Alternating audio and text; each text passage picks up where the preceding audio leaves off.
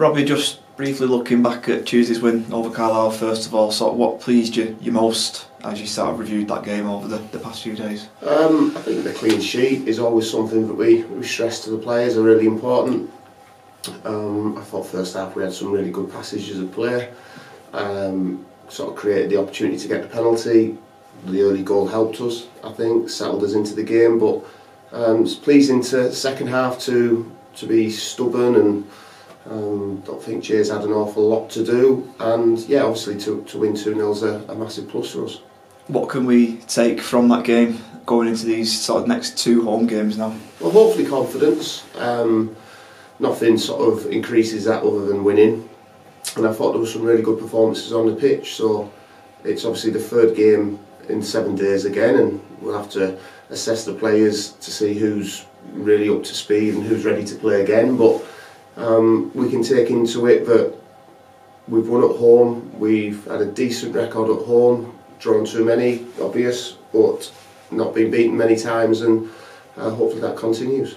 Yeah, given that run of Saturday, Tuesday games that we've had for the past 3 or 4 weeks, how's the squad shaping up? Yeah, similar really. Owen O'Connell will assess tomorrow. He obviously came off right at the end there with a bit of a niggle. Paul Downing as well has not really got back into the full training, although we've had a split group today.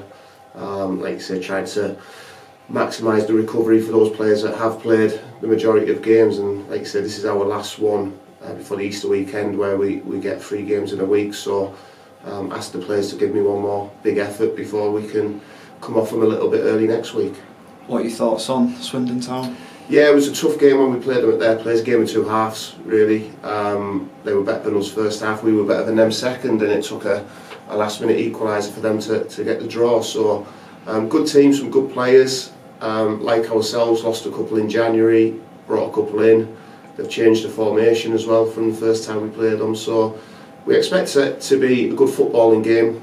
You know, Ben has always got to set his team up to play football, and we like to do the same, so hopefully it'll be quite an attractive game to watch. Yeah, and obviously into the final month of the season pretty much now, obviously April, and then that's the last game in May, but plenty more opportunities in that time, isn't there? Yes, definitely. You know, we're getting to the real business end of it where people have got lots to play for, including ourselves, so I've set a challenge to the players. I expect a certain amount of points from these remaining games, and hopefully they surpass that.